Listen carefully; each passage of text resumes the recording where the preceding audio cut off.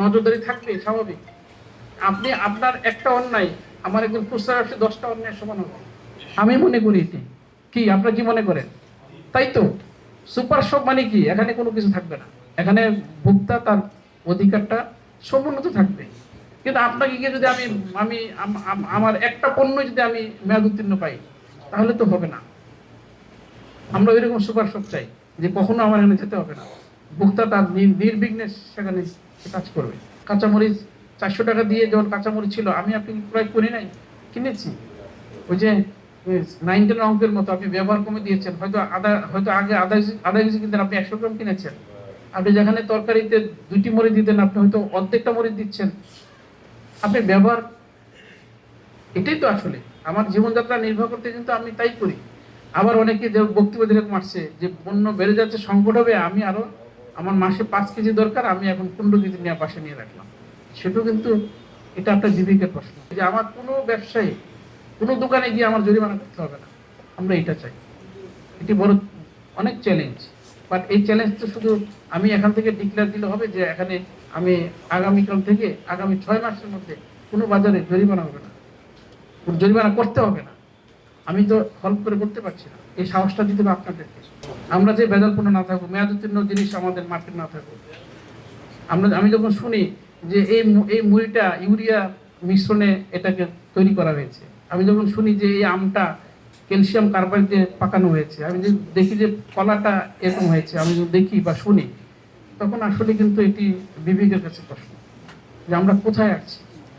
আপনি মজুতদারি করেন, এটা মজুতদারি করাটা খুবই খারাপ ঠিক। হ্যাঁ, ব্যবসায়ের সাধারণ কিছু সরবরাহটা আছে, এই সরবরাহটা বজায় রাখা আপনার আমার সবার দায়িত্ব।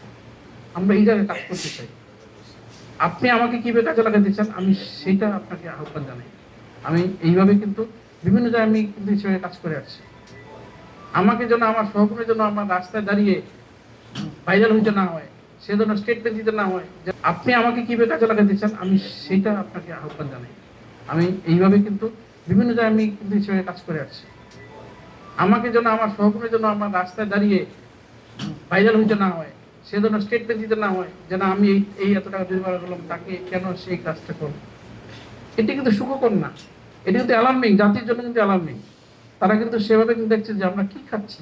আমি 5 বার গেলাম জরিমানা, আমার সহকর্মী 5 বার জরিমানা করল, তাহলে জরিমানা কি মেন? তাহলে আপনি সংশোধন হলেন না, আমার সহকর্মী যিনি ব্যবসা করছেন সে সংশোধন হলো না, তাহলে তো তার ব্যবসা করে লাভ নেই। যে প্রতিষ্ঠানটা 5 বার জরিমানা হবে, 4 বার যদি হবে, তার ব্যবসা করার নৈতিকতা সে হারিয়ে ফেলেছে আমি মনে করি। ওই দোকানে অবশ্যই শাটডাউন হওয়া উচিত। আমরা মেয়াদ উত্তীর্ণ জিনিস আমরা দোকানে রাখছি। মূল্য তালিকার কথা বলছেন, এটা তো আসলে এটা আপনার দায়িত্বের মধ্যেই পড়ে যে আপনি যখন প্রতিদিনের সকালে যখন আপনি দোকানটা খুলবেন, আপনার প্রথম দায়িত্ব তো এটা যে আমি কোন জিনিস কত টাকায় বিক্রি করবো, এটা আপনার দায়িত্বের মধ্যেই পড়ে। এখন আমাকে আপনাকে ওই ওই ওই দরজা আমাকে পৌঁছতে হচ্ছে, এটা আমি চাচ্ছি না। এইটুকু চাচ্ছি। সাধারণ কতগুলো বিষয় আছে যেগুলো আসলে আপনার আপনার আপনার বুদ্ধ দিয়ে, আপনার সচেতন দিয়ে আপনি নিজেই কিন্তু এগুলো পারেন, প্রতিহত করতে পারেন। কিছু বিষয় আছে যেমনটি আসছে যে ট্রান্সপোর্টে আমার চাঁদাবাজি বন্ধ করতে হবে, এটা আমি ভুক্ত অধিকারের দিদি হিসাবে, আপনি একজন সভাপতি হিসাবে ভেরি ডিফিকাল্ট। সেখানে আমাকে সবাই একসাথে কাজ করতে হবে, এটা সামাজিক আন্দোলনে নিতে হবে, আমার এখানে পলিটিক্যাল কমিটমেন্ট লাগবে। আমি একাই কিন্তু না, আপনি কিন্তু বলছেন মধ্যসূত্রভোগী আছে বাজারে, একজন এক সময় কিন্তু আমরা দেখেছি, এখনো হয়তো কোথাও কোথাও আছে যে কৃষকদের জন্য বাজার তৈরি করে নেওয়া, কৃষক যেন তার পণ্যটা বাজার বিক্রি করতে পারে। উদ্দেশ্যটা কি? সেজন্য ন্যায্য মূল্যটা পায়, এই তো, আর তো কোনো উদ্দেশ্য না।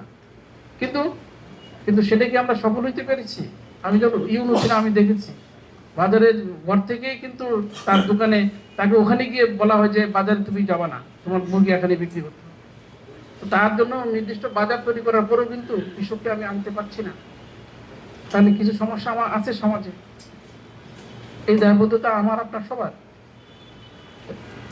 এই যে চাঁদাবাজি হচ্ছে, এই যে ট্রান্সপোর্টেশন কস্ট বাড়ছে বা মধ্যস্বত্বভোগী তৈরি হচ্ছে, এগুলো আসলে সম্মিলিত প্রচেষ্টা। আপনারা যেহেতু এখানে বক্তব্য নিয়ে আসছেন, আমি আমার সংশ্লিষ্ট বিভাগগুলোর সাথে কথা বলবো, চেষ্টা করব। ইকোনমিক্সের ভাষা আছে স্বাভাবিক, সাপ্লাই যদি কম হয় দ্রব্যমূল্য বেড়ে যাবে, মানুষের চাহিদা যখন বাড়ে সাপ্লাই না আসে বেড়ে যাবে স্বাভাবিক। কিন্তু এই বৃদ্ধিটা কিন্তু সাময়িক। আমার যদি দ্রব্যমূল্য আপনি যদি মজুতদারি না করেন, আপনি যদি কালোবাজারি না করেন, আপনি যদি অহৈতুক মূল্য বৃদ্ধি করার চেষ্টা আপনার না থাকে, তাহলে কিন্তু কোনো সমস্যা নাই। আমরা যেদিন দেখবো যে আমি দেখেছি এখানে প্রায় প্রতিদিন প্রায় অনেক অভিযোগ করে প্রতারিত হচ্ছে, ভোক্তাকে প্রতারণা করা হচ্ছে বিভিন্ন পণ্যের ক্রয় বিক্রয়ের মাধ্যমে। সেটাও কিন্তু আমরা এখানে কাজ করতে চাই। আমরা এই এই এই যে লিটিগেশনগুলো আছে সেগুলো আমরা এক এক করে আমরা এগুলো মিটিগেট করব, এবং যখনই এই ভোক্তা অধিকার যখনই অভিযোগ না আসবে তখনই বুঝতে পারবো, যতই অভিযোগ যত কম আসবে ততই বুঝবো যে না আমরা কিছুটা পরিবর্তন আমরা করছি।